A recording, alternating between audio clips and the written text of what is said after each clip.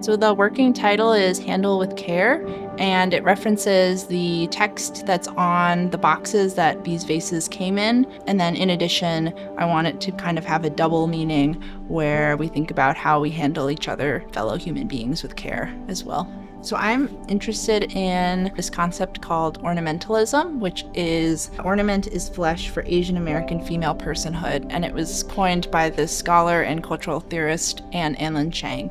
And it talks about how decoration and ornamentation are as racialized as the color of someone's skin. So I'm thinking about external decoration with this work. And then internally with these vessels, I'm thinking about bodily autonomy, where the body is the vessel in its capacity to carry life. And I'm thinking about bodily autonomy through the lens of the one-child policy, where families were forced into abortions, sterilizations, forced IUDs, so that they only had one child, and then also bodily autonomy today in our current climate as well. And in the end, these vessels are a reclamation of this idea of the oriental and the ornamental.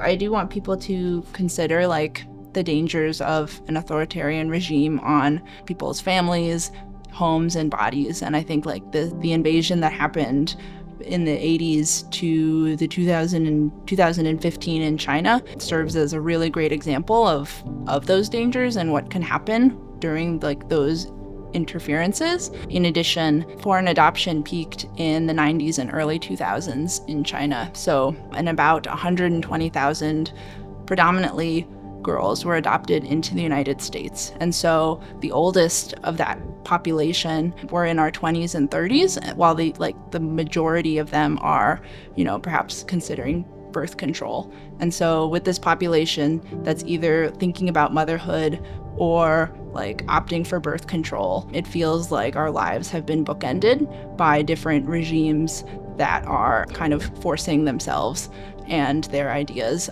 onto our own personal choices.